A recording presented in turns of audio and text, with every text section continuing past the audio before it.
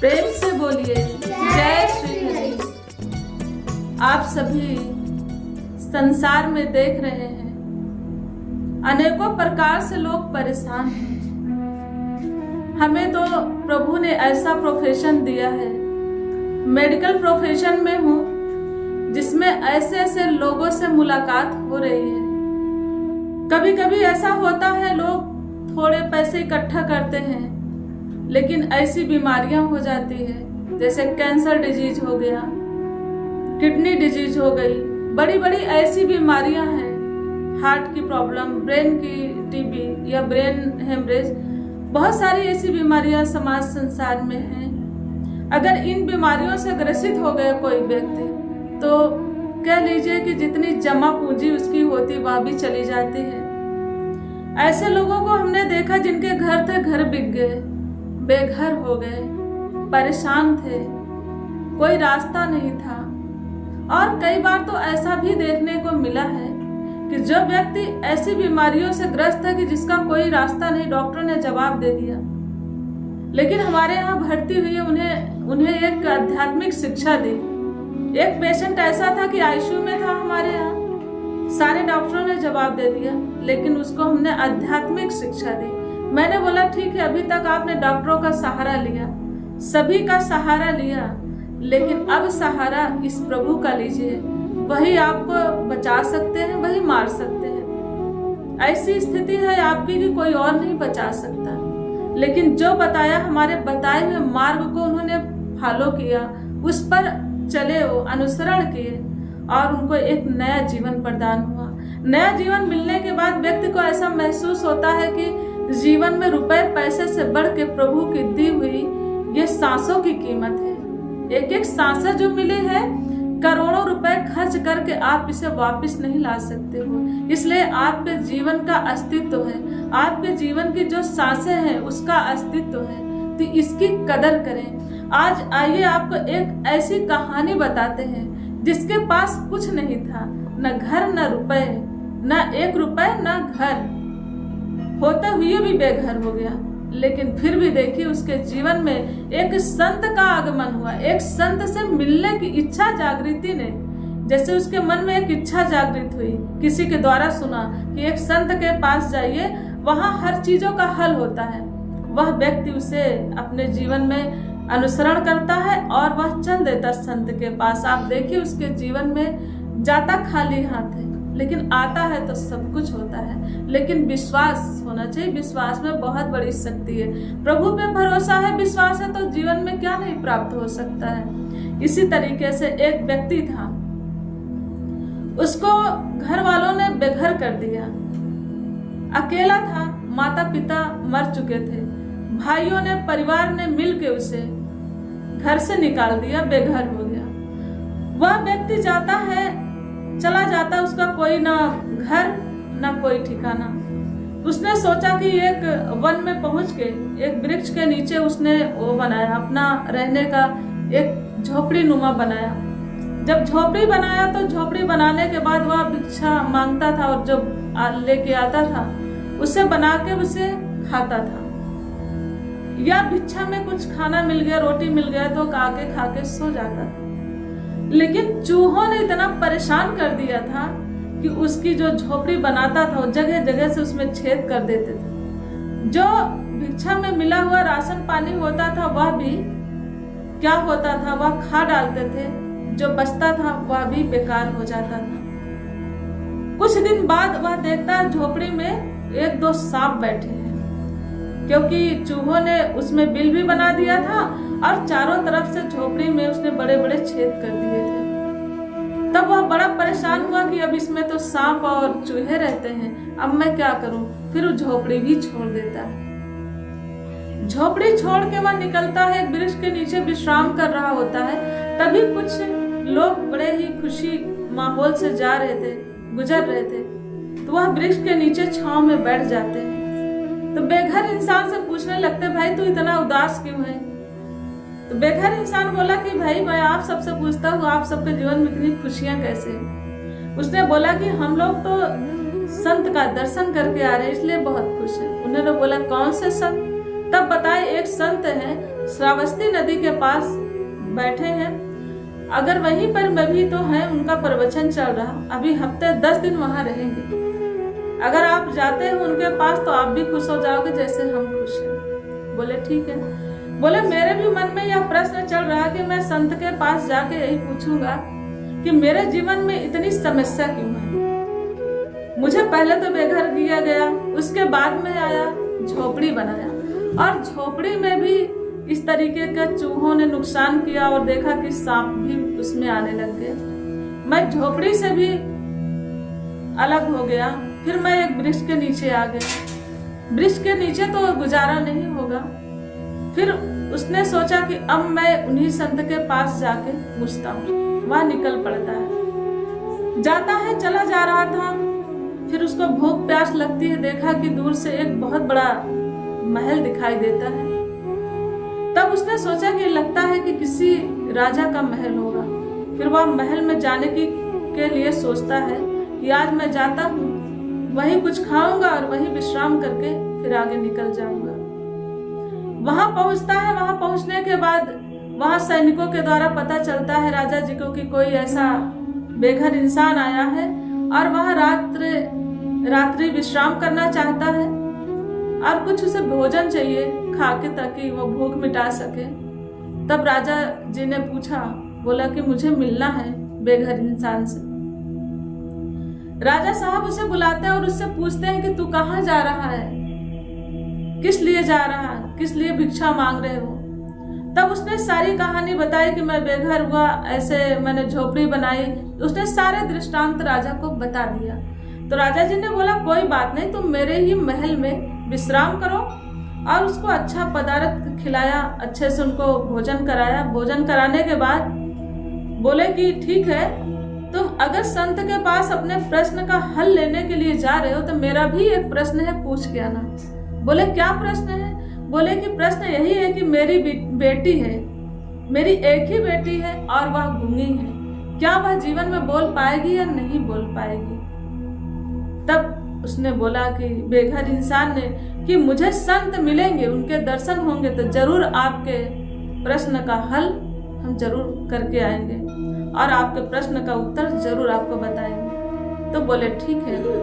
बहुत ही अच्छे से राजा ने बेघर इंसान की विदाई की कि ठीक है, कुछ पैसे रखो, कुछ भोजन रखो, रास्ते में कर लेना।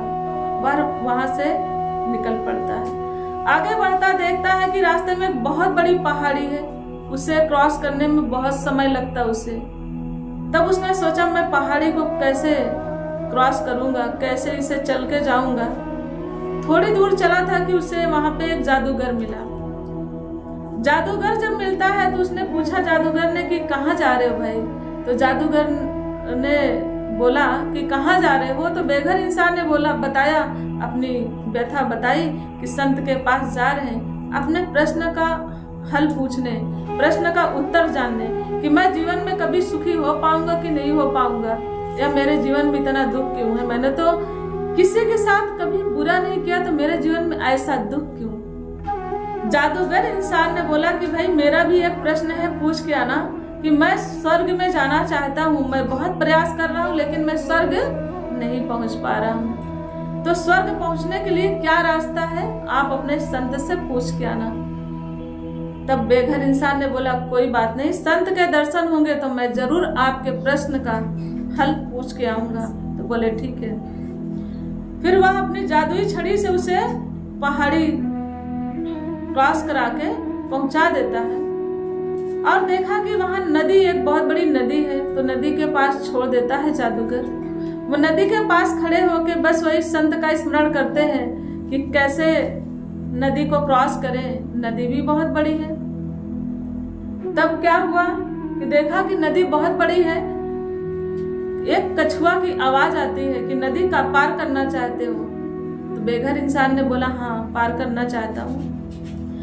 एक बात है कि जहाँ संत के बारे में आपकी इच्छा जागृत हो जाए तो वहाँ स्टेप बाय स्टेप प्रभु खड़े हो जाते हैं। तो कछुआ भी एक प्रभु के रूप में खड़ा हो जाता है कि ठीक है, मैं नदी तो पार करा दूंगा, लेकिन मेरा भी एक प्रश्न है, संत से पूछ के आना। बोले क्या प्रश्न है। बोले कि मैं ड्रैगन बनना चाहता हूँ, कई बार प्रयास किया, पूरा जीवन लग गया, लेकिन मैं ड्रैगन नहीं बन पाया। बोले ठीक है, मैं आपके भी प्रश्न का हल पूछ के आऊंगा। तब वह नदी पार कराता है, फिर वह संत के पास जाते हैं। उनका प्रिय शिष्य आनंद मिलता है, उनको सारी व्यथा बताते हैं। आनंद ने बोला कि ठीक है, मैं आपको मिला दूंगा। उसके बाद जैसे ही वह संत के दर्शन करते हैं, संत में कौन संत थे? बुद्ध जी थे। गौतम बुद्ध जी के नाम से आप सभी जानते हैं। गौतम बुद्ध जी थे। तो जैसे ही उनको नतमस्तक होके बेघर इंसान बैठता है प्रश्न पूछने, बुद्ध जी ने बोला कि लेकिन मेरी एक शर्त है। बोले क्या शर्त है? बोले कि शर्त यह है कि प्रश्न आप 3 ही पूछ सकते हो। तो बोले 3 ही प्रश्न पूछ सकते हैं। बेघर इंसान 1 मिनट मौन रहा, सोच रहा था मैं करूं क्या। अगर अपना प्रश्न पूछता हूं तो वो तीनों प्रश्न नहीं हो पाएंगे, लेकिन उसने कहीं सुना था कि किसी का दूसरे का भले की कामना करो तो अपना भी भला होता है। तो बोलता आज मैं यह भी देख लेता हूँ। उसने बोला कि मैं आपके पास मिलने के लिए आ रहा था, तभी मुझे राजा मिले। राजमहल में मैं विश्राम किया, वहां पर उन्होंने भोजन कराया और उनका एक प्रश्न था। उनकी एक बेटी है, जन्मजात गूंगी नहीं है, लेकिन वह गूंगी है, सीढ़ी से गिर गई थी और कुछ जो भी रीजन हो उसके बाद से उसकी आवाज चली गई है। राजा ने पूछा है कि क्या मेरी बेटी कभी जीवन में बोल पाएगी या नहीं। तो बुद्ध जी ने बोला कि हाँ, उसकी शादी जब कर देंगे तो वह आवाज आ जाएगी, वह बोलने लगेगी। बोले ठीक है। बोले दूसरा प्रश्न यह है कि मैं आपके पास आ रहा था, रास्ते में एक पहाड़ी मिली, उस पहाड़ी पे एक जादूगर मिला और वह जादूगर मुझे अपनी जादुई छड़ी से ही पहाड़ से पार कराया और उसने बोला कि मेरा भी एक प्रश्न है। तो उन्होंने बोला कि उनका क्या प्रश्न है। बोले प्रश्न उनका यह था कि वह स्वर्ग लोग जाना चाहते हैं, स्वर्ग का दर्शन करना चाहते हैं, लेकिन वह कर नहीं पा रहे हैं, बहुत परेशान है। वही तपस्या में पहाड़ी में इधर उधर भटकते हैं, लेकिन दर्शन नहीं कर पा रहे और वहां स्वर्ग लोक नहीं पहुंच पा रहे। बोले ठीक है, अगर उनको बोल दीजिए छड़ी का त्याग कर दें। बुद्ध जी ने बोला कि छड़ी का त्याग कर देंगे तो वह स्वर्ग लोक का दर्शन कर लेंगे, स्वर्ग पहुंच जाएंगे। बोले ठीक है। बोले तीसरा प्रश्न मेरा है गुरुजी कि मैं आपके पास आ रहा तो एक बड़ी नदी पड़ी थी, नदी में एक कछुआ मिला और कछुए ने मुझे पार कराया, उसका भी एक प्रश्न है। बोले क्या प्रश्न है? बोले उनका एक प्रश्न है कि मैं ड्रैगन बनना चाहता हूँ, मैं ड्रैगन बनना चाहता हूँ, लेकिन पूरा जीवन लग गया, मैं ड्रैगन नहीं बन पाया। तब उन्होंने बोला, बुद्ध जी ने बोला कि ठीक है, वह ड्रैगन बन जाएंगे, लेकिन उनको बोलो कि अपने कवच से बाहर आ जाएं, अपने कवच का त्याग करें और उस कवच में हीरे जवाहरात पड़े हुए हैं, वह किसी को दान दे दे, कवच का त्याग कर दे तो वह ड्रैगन बन जाएंगे। तो अब वो सोचने लगा बेघर इंसान कि तीनों प्रश्न का हल तो गुरुजी ने दे दिया। फिर उनको नतमस्तक होते हुए बुद्ध जी को वह आगे निकल जाता है। फिर वो निकलता है, वापिस आता है, नतमस्तक होके आशीर्वाद लेके गुरु का निकल पड़ता है और जब निकलता है तो वापिस नदी के पास आता है। कछुए ने बड़ी ही उत्साह पूर्वक पूछता है कि मेरे प्रश्न का कुछ हल मिला? बोले हाँ। बुद्ध जी ने बताया है कि आप अपने कवच से बाहर आएंगे तो आप एक सुंदर ड्रैगन बन जाएंगे और आपके नियति में भी लिखा है कि आप ड्रैगन बनेंगे। तो बोले ठीक है, मेरे पीठ पे बैठो, मैं तुम्हें नदी पार करा देता हूँ, उसके बाद मैं अपने कवच से बाहर आ जाऊंगा। वही हुआ, बेघर इंसान को उसने नदी पार कराई, पार कराने के बाद अपने सुरक्षा कवच से बाहर आया, कवच का त्याग किया और वह एक सुंदर ड्रैगन के रूप में बन गया। हीरा जवाहरात से भरा जो उसके पास कवच में पड़ा था वह सब कुछ बेघर इंसान को दे देता है और वह बेघर इंसान शुक्राना करते हुए बुद्ध जी का, गुरु का शुक्राना करते हुए आगे बढ़ जाता है। जब आगे बढ़ता है तो उसे पहाड़ पे जादूगर मिलता है। जादूगर ने बड़े ही उत्साह पूर्वक पूछा, मेरे प्रश्न का उत्तर मिला? तो उन्होंने बोला हाँ। बेघर इंसान ने बोला कि हाँ मिला, आपके प्रश्न का उत्तर मुझे मिल गया है, बुद्ध जी ने यह बोला है कि आप अपनी जादुई छड़ी का त्याग कर देंगे तो आप स्वर्गलोक पहुंच जाएंगे। बोले ठीक है। तब उन्होंने बोला कि कोई बात नहीं। बड़े ही खुश हो गया जादूगर, इतना खुश हो गया, बोला मैं तुम्हें जादुई छड़ी से जहां जाते हो मैं तुम्हें पहुंचा के मैं जो है जादुई छड़ी तुम्हें दे दूंगा और मैं स्वर्गलोक पहुंच जाऊंगा। बोले ठीक है। फिर उन्होंने क्या किया कि पार कराया, पहाड़ी को पार करा के उस व्यक्ति को ही छड़ी दे देते हैं। किस व्यक्ति को? बेघर इंसान को। उसे हीरे जवाहरात और हीरे मोती भी मिल गए। उसने किसने दिया? कछुए ने दिया। और जादूगर ने अपनी छड़ी जादुई दे दी। वह बहुत ही जादुई छड़ी में ऐसी शक्ति थी, उससे जो चाहे सो कर सकता था। उसी जादुई छड़ी के सहारे बेघर इंसान राजमहल जल्दी पहुंच जाता है। जब राजमहल जल्दी पहुंच जाता है तो अब संत का दर्शन करके जब गया तो उसके चेहरे पे एक तेज था, एक खुशी थी, एक प्रेम था। जब राजमहल पहुंचता है तब देखता है कि बोला सैनिकों से कि मुझे राजा जी से मिलना है। बेघर इंसान की यह बात सुन के सैनिकों ने वहां तक पहुंचाई, राजा तक पहुंचाई बात कि कोई बेघर इंसान आया है, वह आपसे मिलने की इच्छा जाहिर कर रहा। बोले ठीक है। राजा बड़े ही रिस्पेक्ट पूर्वक उससे बुलाते, बड़ा आदर सत्कार किया उसको। बोले मेरे प्रश्न का उत्तर आपको मिला? बोले हाँ, संत ने आपके प्रश्न का उत्तर बताया है। बोले क्या बताया? बोले कि आपके प्रश्न का उत्तर यह है कि जब आपकी बेटी की शादी हो जाएगी तो आपकी बेटी की आवाज आ जाएगी। तो राजा बहुत खुश हुआ। राजा ने उनको उपहार के रूप में बहुत कुछ दिया, हीरे जवाहरात दिया और बोला कि अब तुम कहीं नहीं जाओगे, यहीं विश्राम करोगे और यहीं रहोगे। तब ये सारी दृष्टांत जो है अपनी पत्नी को बताते हैं राजा जी। तो राजा और राजा की पत्नी कहते हैं कि बेघर इंसान से ही अपनी बेटी की शादी कर देते हैं क्योंकि संत की कृपा इसके ऊपर है और आवाज हमारी बेटी की आ जाएगी। और वैसे भी अब तो वह इतना धनी हो गया है, सब कुछ उसको मिल गया है, तो संत की कृपा उसके ऊपर विशेष है। तो बोले कि बेघर इंसान बोलता है कि मेरे को जब से मेरे गुरुजी ने मिले हैं, संत के दर्शन हुए हैं, तब से मेरे जीवन में अलग सी खुशी आ रही है। वह सब बहुत प्रभावित हो गए राजा जी। राजा और रानी ने डिसाइड किया कि अपनी बेटी का ब्याह हम बेघर इंसान से ही करेंगे। जैसे ही यह डिसाइड करते हैं कि बेघर इंसान से अपनी बेटी का ब्याह करना है, बेघर इंसान को यह बात बताई गई। बेटी सीढ़ी से उतरते हुए बोलती है कि अच्छा पिताजी, मेरी शादी इसी बेघर इंसान से आप करेंगे। तो उसकी आवाज आ गई तो राजघराने में खुशी की लहर दौड़ जाती है। फिर उसकी शादी हो जाती है। राजा ने यही बोला कि जब तक राज का संचालन मैं कर पा रहा हूँ ठीक है। उसके बाद उन्होंने बोला कि मेरे राज का संचालन दूसरा राजा के रूप में यही नियुक्ति होगी बेघर इंसान की। तो आप भी समझिए, एक बेघर इंसान जिसके पास कुछ नहीं था, राजघराने में शादी हुई, राजा अपनी स्वयं की लड़की की शादी करके उसे राज्य भी दे दिया और साथ में इतनी चीजें उसे मिल गई, हीरे जवाहरात मिल गए और जादुई छड़ी मिल गई। क्या नहीं हो सकता है अगर प्रभु कृपा कर दे तो। लेकिन वही बात होती है कि बात भी गुरु के दर्शन हो जाए, गुरु की बात को ज्यों का त्यों पालन करने वाले इंसान के जीवन में कभी कोई कमी नहीं आ सकती है। तो कहा भी गया है कि जब प्रभु की कृपा होती है तभी सबकी कृपा होती है। कि जो बात कही गई अभी आपको हम पहले भी इस लाइन बताया कि जिस पर कृपा राम की हुई उस पर कृपा करे सब कोई। जिस पर प्रभु की कृपा हो जाए, कहते हैं ना कि क्या नहीं हो सकता। एक ऐसा इंसान था जिसके पास 1 रुपया नहीं, बड़ी बीमारी से ग्रसित, उसके जीवन में सब कुछ हो गया।